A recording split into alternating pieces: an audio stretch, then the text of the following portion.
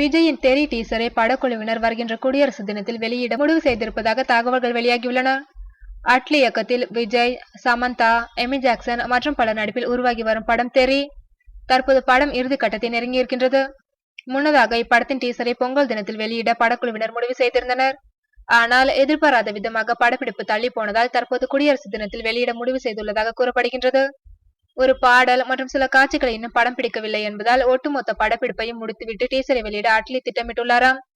ஏற்கனவே படத்தின் first look வெளியாகி ரசிகர்களை உற்சாகத்தில் ஆழ்த்தியது. மேலும் படத்தின் மீதான எதிர்பார்ப்பையும் ஃபர்ஸ்ட் லுக் அதிகரித்திருந்தது. இந்நிலையில் டீசர் தள்ளி போனது அவர்களை வருத்தமுறை செய்துள்ளது. விஜயின் தெறி வருகின்ற தமிழ் புத்தாண்டில் திரைக்கு வரும் என்று எதிர்பார்க்கப்படுகிறது.